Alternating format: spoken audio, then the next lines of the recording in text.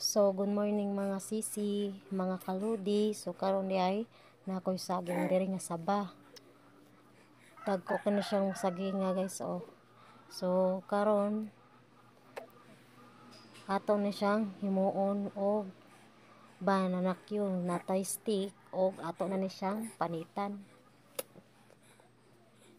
Kung mo kay daghan man ni siya guys, dili naman siya nga ingon nga mahurot na to og snack, ato ni siyang tuhogon og stick para mabaligya nato. So natay snack napod tay ipabaligya para makakaon pod ang uban natong silinganan kutob sa makapalit, makatilaw sa tong luto kung lambi ba maka-judge bitaw guys, oy. So karon nagpakuan na mig mantika ana, di na mo nang gilundan og kamay kay nakabukal naman na mantika ana. Nagpalatik nami og pagkalatik amo na nanggi butangan og saging, gilundan na namog saging. So ingon kog namo guys kay ang akong partner ana nga galuto kay ang akong anak mo'y nakatabang-tabang nako. So mo din na amo ang banding basta wala sila klase guys.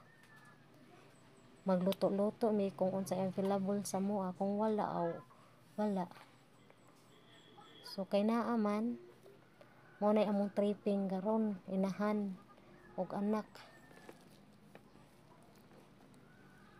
So karon kay naman na siya kaning mga gagmay guys, ako nang gituyo og putol guys kay para ni ibilin diri sa balay. Ang uban ani kay maoy baligya kaning mga kuan.